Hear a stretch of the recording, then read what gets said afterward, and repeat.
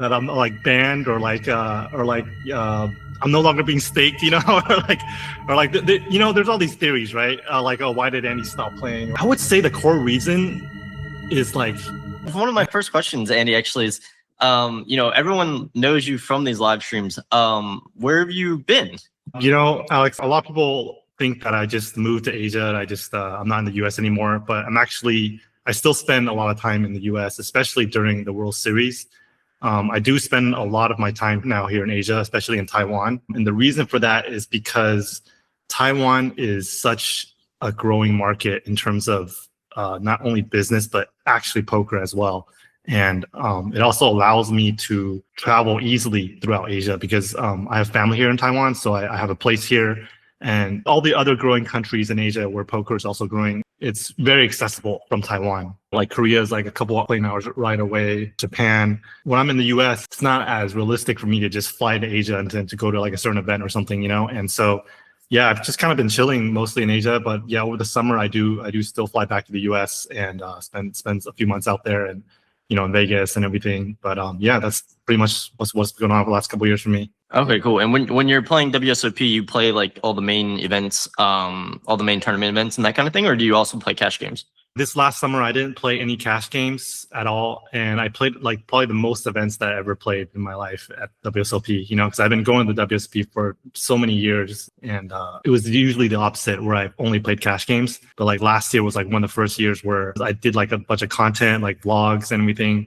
and just documented a lot of the events that I played. It was the first time for me, and so it was kind of a new experience for me as well to just like grind all these events out there in the World Series. So I know you have that vlog, and you're basically, a lot of that has come from WSOP, and you still have lots of like weekly vlogs. I see that you have going on your channel and that kind of thing. So I just wanted to see if you could touch on that. Yeah, right now with the poker stuff, I wouldn't say it's in the back burner, but it's like, I'll put it this way. I think for most poker players, that have been doing this for a long time, their dream is, everybody dreams to eventually become a recreational, right? Like it's just funny because like the recreational, they want to become a pro, right? They want to get good at the game and they want to become professional. And I think as a professional, most of us dream of becoming just a recreational player someday, be able to just play on our own terms and just for fun, right? And that's kind of where it's heading for me, And with tournaments, it makes sense with what I'm doing right now, where I'm at in my life. And so I kind of just play for fun now, and I just play when I want to. And with tournaments, it's fun to just jump in different cities around the world, especially here in Asia, and just jump in certain like random events when I feel like it. Like we just had one in Taipei that was pretty successful, and I actually made the final table of that event.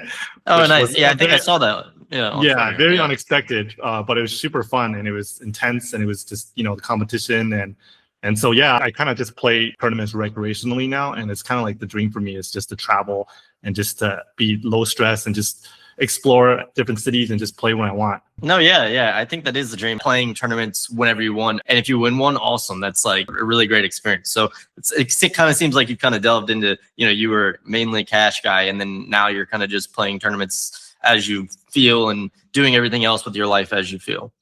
I think that freedom is priceless, and I kind of feel like with the cash stuff, like I kind of earned my freedom from that, and it was a chapter of my life that I was in for so long, and now I'm finally able to kind of just close that chapter. And I wouldn't say close it indefinitely, but it's like right now I'm just kind of in this mode where like, you know what, Alex, I kind of caught the tournament bug, as they call it, like okay. It's just a different energy, like when I play these tournaments, and it's like, when I was playing the cash games, it was like so predictable every week. It was with the same group of guys, and it was like I kind of already knew what to expect, and the swings were big. But when I play these tournaments, the stakes may be smaller to me, like monetary wise, but like competition wise, it's on a whole different level for me. It's like it reignited my interest in poker, is almost to say, because when I was grinding, not even just the stream games, but just off stream, like for so many years, it was kind of a little bit stale. And, so many of my peers have recommended me to jump into like Omaha. Like now they have like 5-card and like, all these different variants.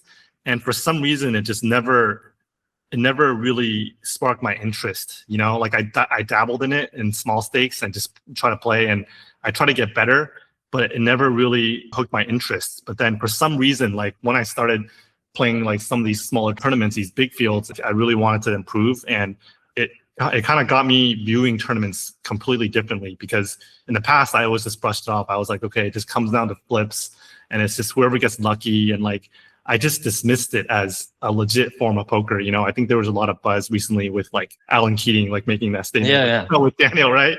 And for me, like that was an interesting discussion to read, because I totally understand both sides, and now that I'm on the complete opposite side of what I was doing for so long, I can finally, see the other side as well with tournaments. And that's kind of really currently where I'm at with all this. It's just trying to figure it all out. And it's so fresh to me right now. And I'm trying to understand all the different adjustments you need to make, and, watching players that are just, they've questioned it for years in this format. Very interesting. So yeah, I mean, you touched on that. Like, people, of course, do know you and love you from like playing on Hustler, playing on, all the major live streams. So do you think you'll ever be back to poker live streams, or you think you'll mainly just be continuing to play, these tournaments? And obviously, if you make a final table on a tournament live stream, you'll be there. But do you think you'll ever go back to cash live streams?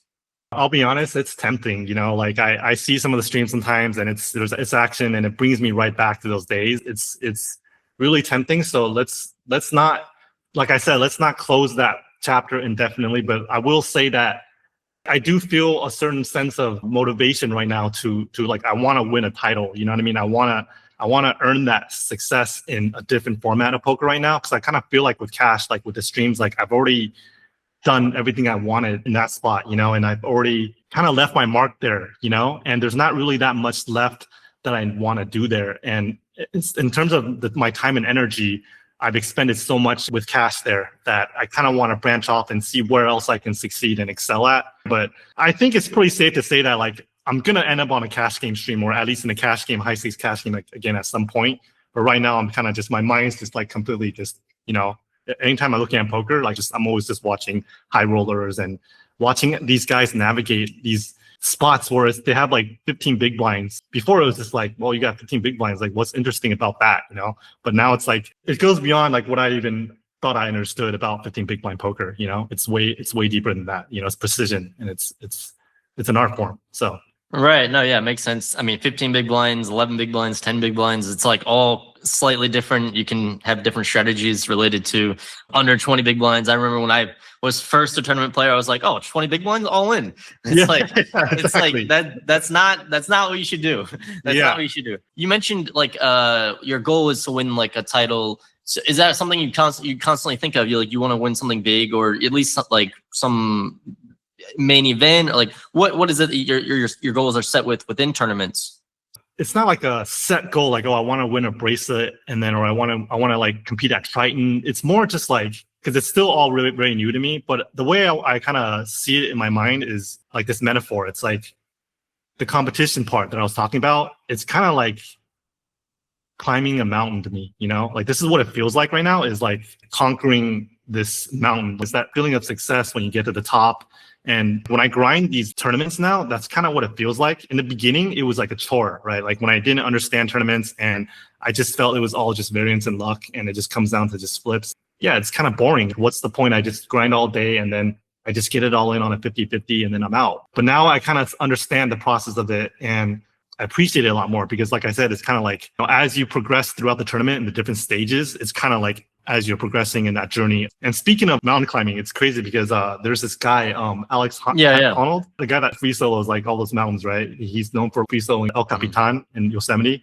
And he's actually in Taipei right now, and he's going to be free soloing Taipei 101, which is the tallest building in I saw that. Yeah, it's insane. It's insane because there's no gear, nothing, and people think like, why would he do that? Like, why would he risk his life every single time, like doing this crazy shit, right? And as a poker player, you kind of get it. Like why would people like buy into $100,000 tournament and risk that? It's like, but I get it, because it's just that rush. It's just that feeling of accomplishment and wanting to conquer that mountain, wanting to have that new obstacle and be able to conquer that, Yeah. And that's what comes with it. That's really what it's all about with tournaments too. So, and then when you bust out, it's like you're falling off like the mountain, just like, you got to start from the bottom again, climb your way back up. And that's really what it's at. And it's a great metaphor. And with a lot of the study and things that you've been doing, like things that you've been looking into more with tournaments, Are there any particular players who stand out to you as like maybe some of your favorites, some of the top guys you feel are toughest to play against?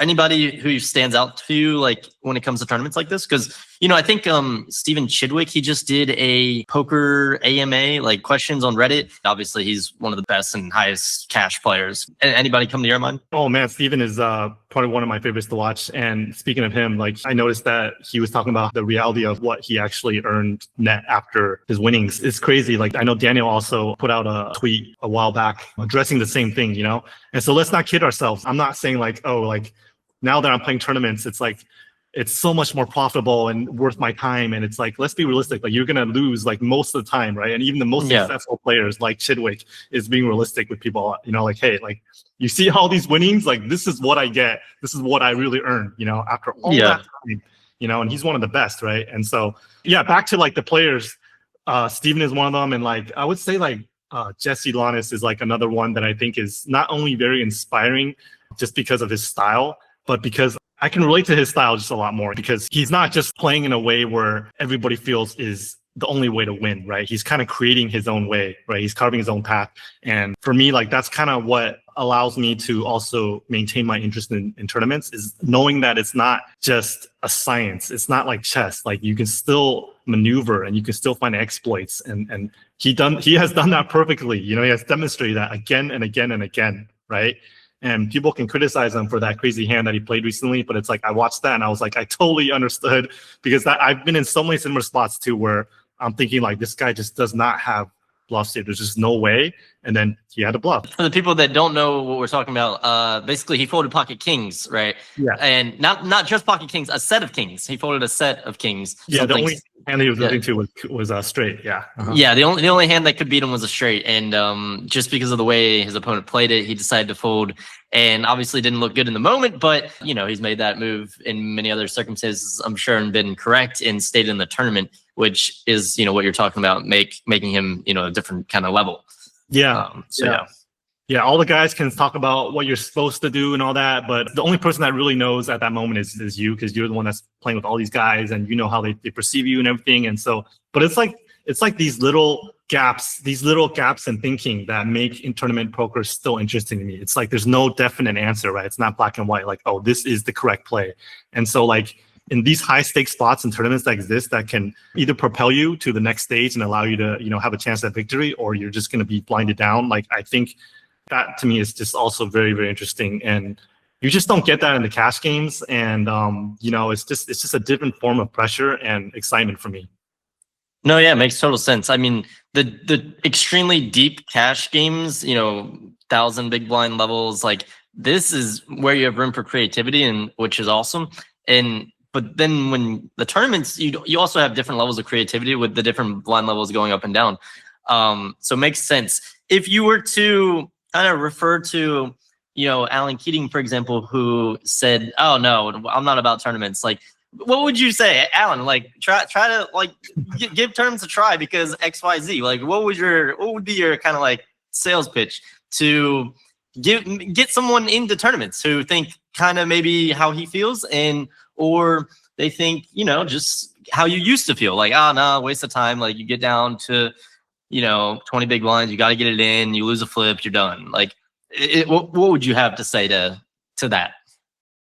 Man, it's hard with Alan because like his mindset to playing any game is just he's in a different mindset, and I understand where he's coming from. He's constantly in the mindset of like, I want to enjoy myself. I want to encourage the gamble, which I think is the spirit of cash games now. Like the direction where it's going, that's where it's headed, and you need to adapt with that.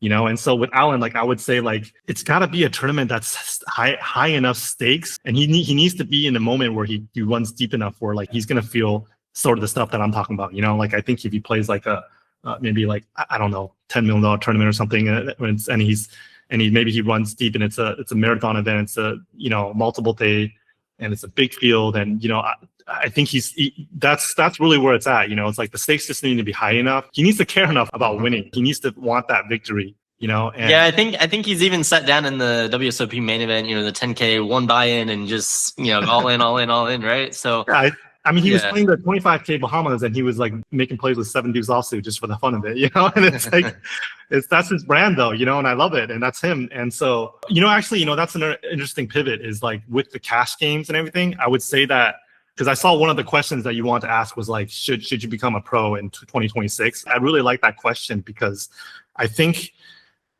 in 2026, which is compared relatively to when I used to start playing cash games when I first started, which is back in 2004 or something like that, right? Like such a huge contrast. In 2026, what Alan Keating is doing is exactly like where it's going, right? It's all about streams because of the technology and anybody can turn on their camera now and stream and everything. I think that you have to decide, do I want to be an entertainer or do I want to be more, you know, I don't want to put it that way though, because that's back to the argument of like, are you an entertainer or are you a poker player? I don't want to say that entertainers aren't poker players, but what I'm saying is that like, which area in poker do you think you fit more into? Are you more on the entertainment side and you're constantly on streams and you're being entertaining and you're more, you know, what Alan's doing and what he's promoting, you know, or are you more the Chidwick? You're playing for the competition part. And, you know, I think that's really a big separation, and the separation is more and more clear to me now. You know, and now how poker is evolving in that direction, I find myself being more gravitating towards the competition again. And so with Hustler and everything, it was part of my legacy. And I'm so happy to be almost like, I don't want to toot my own horn, but help pioneer that whole era, you know, and leave my print there.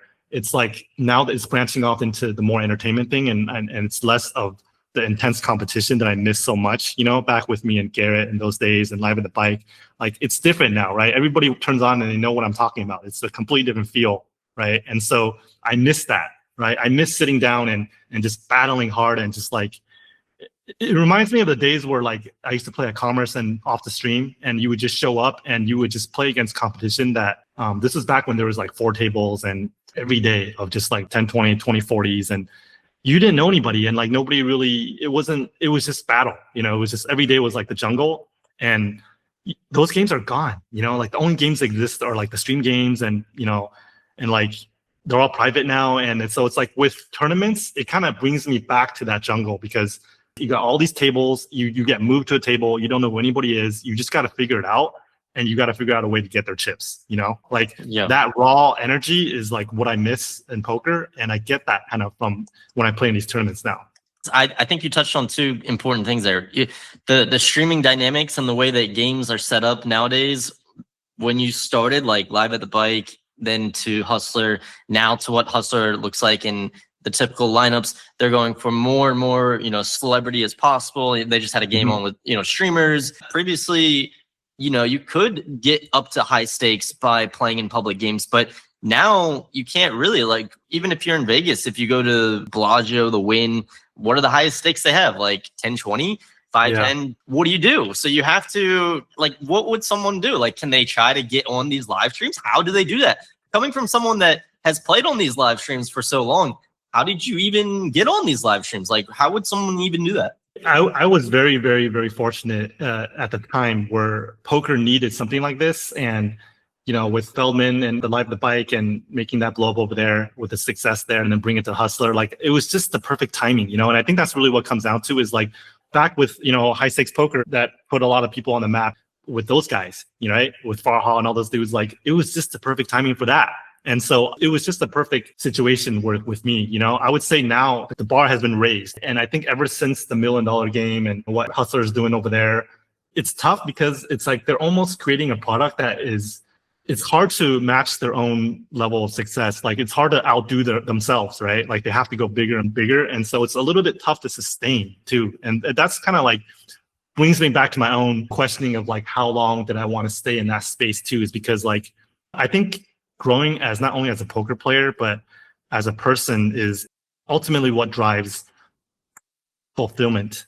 We play a game where it can feel very empty, right? Like with either, whether it's tournaments or cash games, right? We spend all our hours at the table playing and sometimes it just hinges on one hand. We either have a terrible week, a month, or, you know, you're out of the tournament. And it's so like, and the only way for you to combat that and still find fulfillment in the game is growth, right? Is feeling progress. And I think with Hustler, that was kind of like one of the things that I was questioning myself is like, man, like this, is this really making me happy? Is this really what I want to do for the next 3, 4, 5 years, you know? And are there other ways for me to still enjoy the game of poker that I love and still grow and still feel that growth?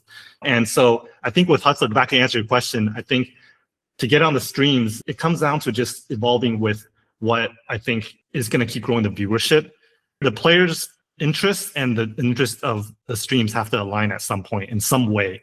And I think that when it does, that's when you get the Alan Keatings, right? And that's when you get guys that are able to bring more eyeballs to the streams and help them create a product that is help the game appear interesting to players that make people want to tune in. And like I said, that's kind of like where the separation is when you say like this for someone to go pro, is that they have to differentiate that in their mind, is like, do they want to go that route?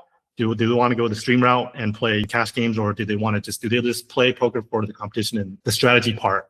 And because let's be honest, if you just try to play the way you're supposed to be playing in order to win, like in these tournaments, and you bring that over to the cash games on the streams, like you're not going to get invited, right? And so it's completely different, two forms of poker almost too, you know, the stream games and tournaments. So no, yeah, for sure. Okay, interesting. So you kind of started to lead on there, but I think my viewers, people who are going to watch this, they would really want to know more details. Like if you can share when you decided to stop playing at Hustler Casino Live, you know, mainly this was your main stream that you played on. I would just like to go deeper on that. I'm guessing you left on good terms and all that. Like how did all that go? Yeah, a lot of people think that that I'm like banned or like I'm no longer being staked, you know, or like you know, there's all these theories, right? Like, oh, why did Andy stop playing? Like, oh, you know, it's funny. It is just noise to me. Like I could address them, but it's like at the same time, like I never felt like the need to explain myself. You know, I guess the people that really understood me, like my friends, they all know, you know. And I would say the core reason is like, man, you know, we touched on so many different reasons, right? Today, I think one of the main reasons was just like I didn't like who I was becoming, you know, in all that, in the mess of all that. And let's be honest, like with the higher the stakes are, the more money that's involved, the more toxicity is going to be involved, right? With the politics and all that, right? And I've brushed on that in past podcasts, right? It is more just not liking the person I was becoming, you know? And I think as you age, you just want to live more authentically with yourself. And I didn't like, I don't believe I was doing that, you know, week in and week out, playing those streams and, you know, like with those big swings. And I'm not going to lie, like it was kind of like a drug, right? Like when it's profitable, it's profitable. But I think there's no price you can trade for mental peace. And that's kind of where I'm at now, is like still able to play poker and have my mental peace intact. And you can't set a price on that. And it's like, I wouldn't give that up for anything else. And I would say that's like the core reason, is like, I understand that maybe I can be a few $1 million richer if I spend another few years playing at Hustler, right? But it's like, I don't need to. Now, I'll just be honest, like I've found better ways to grow, you know, my money. And I don't think that that's the smartest or wisest choice for me to risk right now. You know, I don't think I don't need to play another hand of high stakes if I don't want to. And that's like, that goes back to the freedom of what I'm saying, is that like I've earned my freedom to do whatever I want and wherever. And so, you know, but that, again, like it's like I said, it's tempting, right? Like I do watch the stream style. I'm like, man, it's tempting. I would love to jump in there, you know, but I don't have the mental bandwidth to want to care about all that stuff anymore. And, you know, with everything else that I'm doing right now, I think it doesn't make too much sense to dive right back into that, because once I'm sucked back into that, I already know that's going to be my life for the next few years, you know, because you can't just play one stream and then, you know, it's like I said, it's like a drug, you know? No, yeah, I really appreciate that answer. That's very honest, and it makes a lot of sense. Like when you're describing it, I was thinking about, you know, specifically, you know, it might have been $1 million game or some sort of high stakes game with Hustler where like Martin Cabral was in the game, and then like I think you were at the table and you guys were just not wanting to play with him. This was like a thing where he came and you guys were like, nah, if he's playing, we're not playing. And that was taken out of context because we were speaking in Chinese. Like I was fine with him sitting. Maybe you were fine, but there was definitely one or two that were not fine because it was him.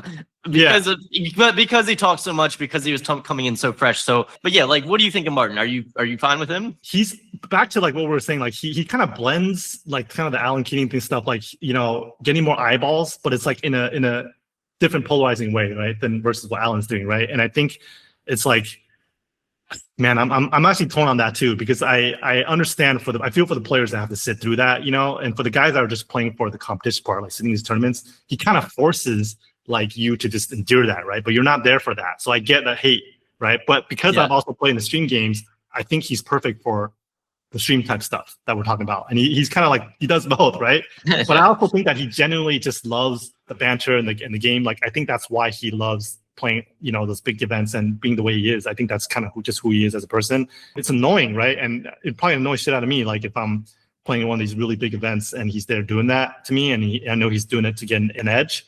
But at the same time, that is also part of live poker, is enduring that, right? Yeah, I feel like Martin got very popular over 2025 WSOP, like more loved than previously. People definitely had more of an issue with him before 2025. Yeah, very, very interesting. So I guess maybe just to close off from the live stream stuff. So like, people see these high stakes live streams playing for hundreds of thousands, millions of dollars. And a lot of people don't even think this stuff is real. They're like, how can people be doing this? Like, how did he just put that in with that amount of money for, one specific player comes to mind. His name's Turbo. I don't know if you've seen him on Hustler. Oh, I know Turbo. Oh, yeah. We used to play back in the day. Like, I've known Turbo forever. Yeah. Yeah. The hand I was thinking of is 8 deuce off. He just puts it in versus aces, cracks aces. The guy never returned to the show. People watch this and they're like, is this even real? And then what is the politics behind these types of lineups? Like, how do these games work, if you can go into any sort of details with that? Because it's very interesting, kind of like behind the scenes stuff, There's so many moving parts and it's constantly changing. I think it really comes down to the players and who they think they can beat.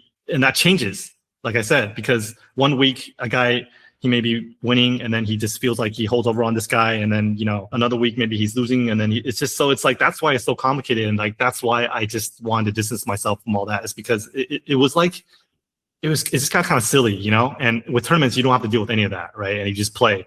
And so, yeah, to answer your question, it just comes down to who the players believe that they can get an edge on in that game. And so it becomes an art, as how do I market myself as someone that is giving loose action that you have a chance of beating, and you're going to make this thing not feel as painful when you do lose that big pot to me. How do I bleed you slowly, right? And it's just this hustle, right? And it's just something that if that's for you, then go for it. For me, like I think that it takes the soul away from me when I start going down that road, and like I know what's required in order to maintain these relationships with these people, right? That you have an edge over.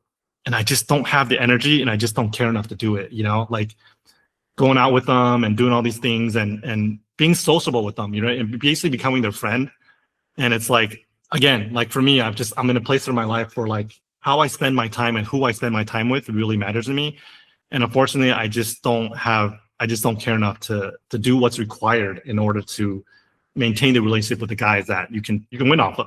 Right? No, yeah, that's just like telling the truth. I mean, that's a very interesting topic. I mean, yeah, so you basically have to stay friends and keep a certain kind of. But let's be honest, though, it's friends. That's what I'm saying. Yeah.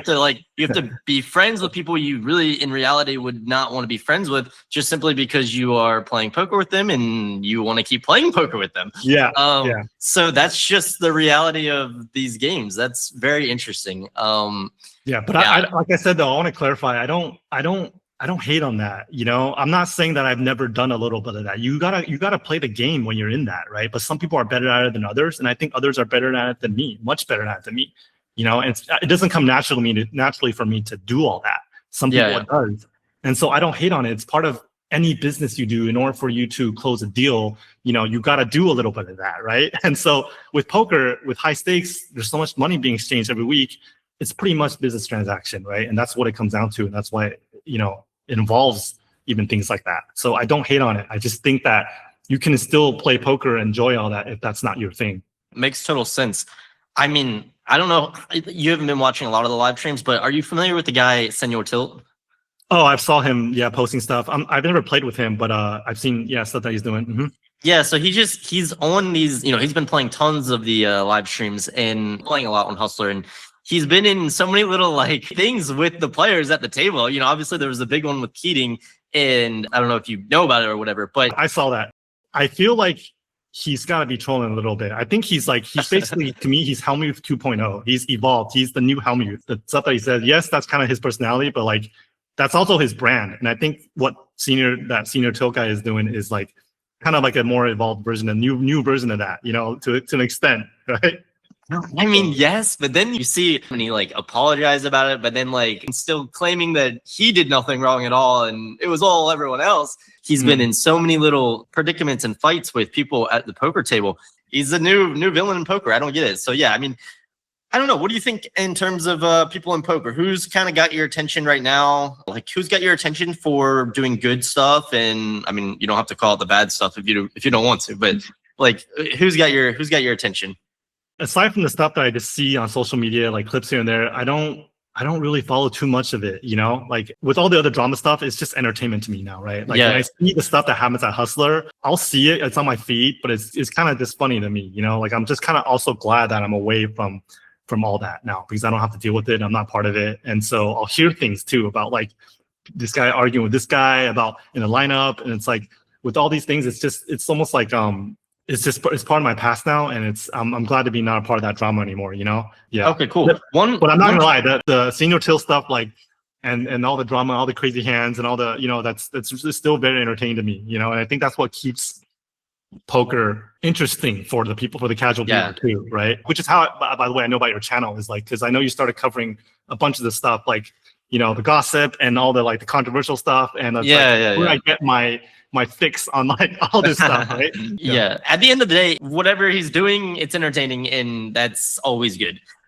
Just to get into some final topics, for some kind of like fan related stuff, like do you have like a most memorable session, like whether you won or lost or both?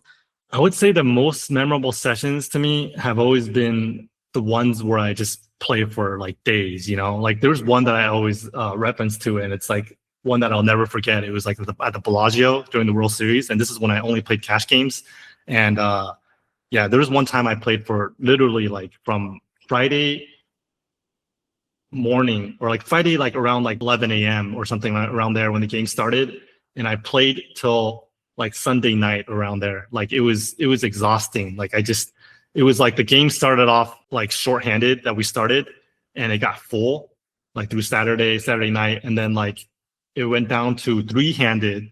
And then I played heads up with a guy all morning. And then the game filled up again, and I just couldn't do it anymore. But I still played until I was like falling asleep on my chair, And the shower after that session was amazing, like, and my bed was like a marshmallow. I was just like out, and that was one of my most memorable sessions because I was stuck, obviously, right? Let's be honest. Like, I was buried in that game, right? But it wasn't even like that many crazy hands. It was just like the how I just remember being so tired and just pushing through and just playing anyways. It was almost like I just wanted to push myself and see if I can keep going, And the guy, you get unstuck, or you maybe closer?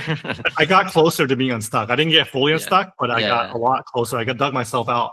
And the thing that I always say to myself, like when I play these long sessions, is knowing when I need to leave. Is like the question I ask myself is, if I lose a big pot right now, like to this guy that maybe just sat down like 2 hours ago, like, am I just gonna dust the rest of it off? Am I gonna lose it mentally because I just can't right now? Or like, do I have any fold left in me? Like if this guy makes a play here and I can't think thoroughly, then that's when I'll finally leave, right? But until then, if players want to play, I'm notorious for playing until the guy wants to quit, And that was kind of my problem back then in battling people, was like, I would feel almost bad to quit somebody. I would feel like it's almost like bad etiquette to just like leave when a guy is losing and he's losing more than me and he wants to play 3-hand, he wants to keep playing.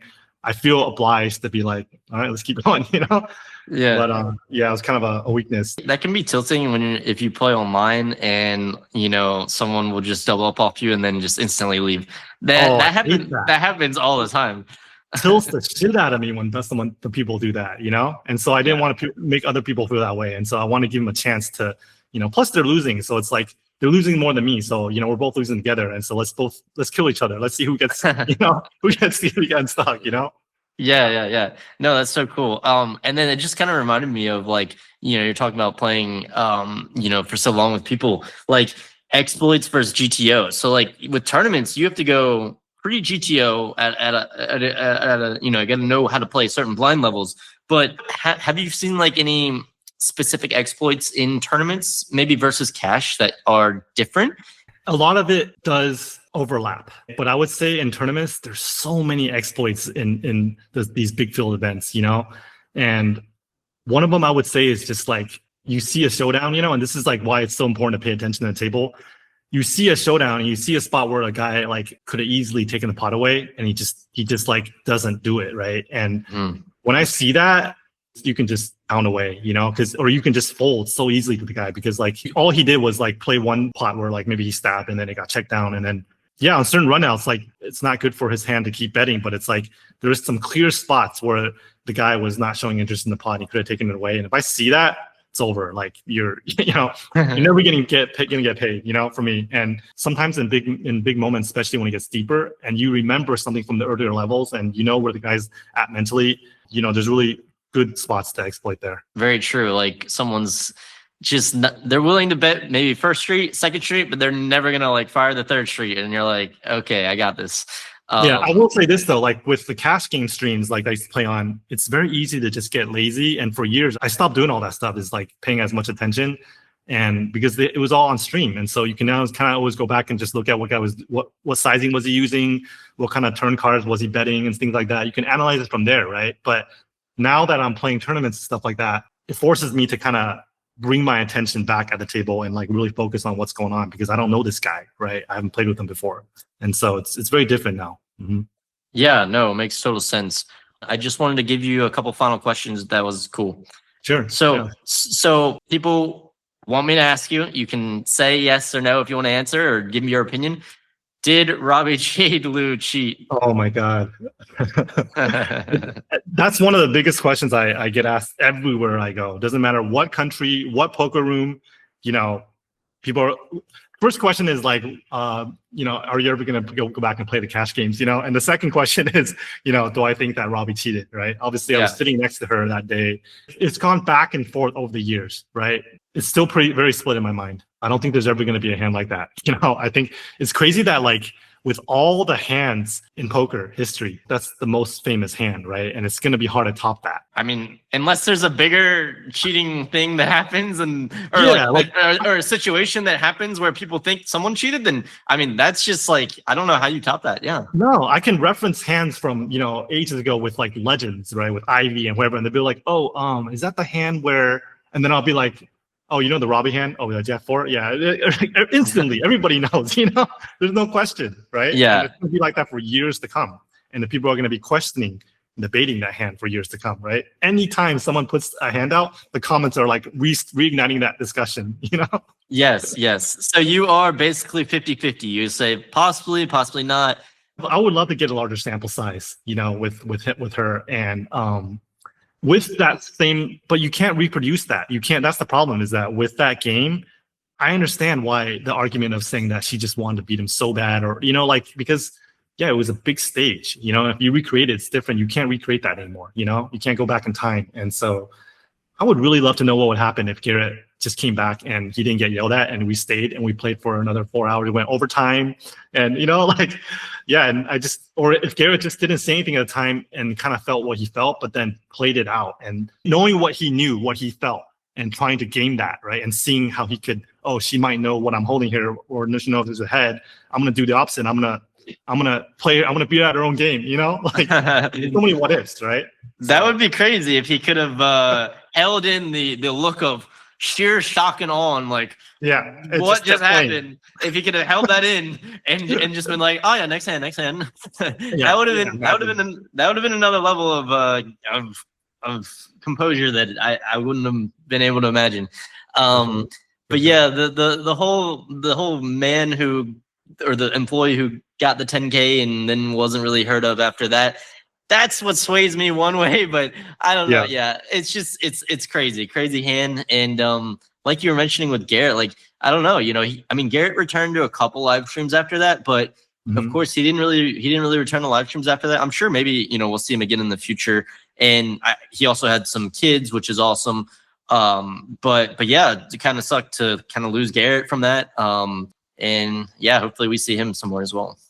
Yeah, it's unfortunate. I think, like I said, with the streams, man, it's so nostalgic. I love going back sometimes and looking at those streams, and we're never really gonna get that again, you know? And it saddens me a little bit that it, you know, like I understand how the industry evolves and, you know, the viewership, you know, their taste evolves and things like that. You want bigger and crazier pots and more drama and stuff like, but it's like, yeah, there was something pure about those early streams, and people remind me of that all the time. And I really am so appreciative of, you know, I go to events in around Asia and people are like, oh, I used to watch you in Garrett Battle. I'm happy that I was an inspiration for them and for them to get them interested in poker and, you know, and things like that. And it means a lot to me. So. No, yeah, awesome. That's awesome. I mean, you've got one of the craziest, coolest nicknames too. Andy Stacks, you would always have these stacks of chips, the stacks of chips next to you. Like, yeah, that, yeah, you can't. A lot of people don't know why like that is, and I can. Yeah, why? There's a funny story behind that too. So like, there's this guy that I used to. He plays tournaments, and we were texting, and then I asked him in a text like, "Hey, how's he doing?" You know, and he was like, "I got Andy Stacks right now," you know. And when he was saying that, because I used to like to, you know, stack my chips really high. Yeah, so he was, you know, doing well in the tournament. So that's awesome. That's awesome to actually be able to get a nickname and kind of like, I don't know, not give it to yourself. I feel like, yeah, like you actually got it from somewhere. That's cool, man. So, do you have any other final topics or thoughts or anything else in general? No, just for everybody watching, you know, I always appreciate the love, you know, and like I said, sometimes, you know, I'm at the table, I know I may appear to be really focused, or like a lot of people in Asia, especially, like they think I'm not maybe as approachable. I think the culture difference too is like, you know, people aren't readily just going to come up to you and talk to you, or, you know, I just want to encourage everybody to like, don't worry, you know, like it doesn't matter if I'm, you know, where I'm at. Like if you ever see me at a tournament or an event, you know, please always come say hi. You know, I'm always down for selfies and things like that. And always appreciate the love from everybody, man. And as for you, Alex, like I keep doing what you're doing, man. Like, you know, I think the poker still needs its drama, and for you to cover it and in a very entertaining way, you know, like I need my fix, you know, so please keep releasing content and things like that. You know, I think people still love to see all this. So. No, yeah, for sure. Thank you so much. If you guys are watching, thanks for watching, and I'll see you next time. 喜欢我的影片，不要忘记按赞、订阅、打开小铃铛。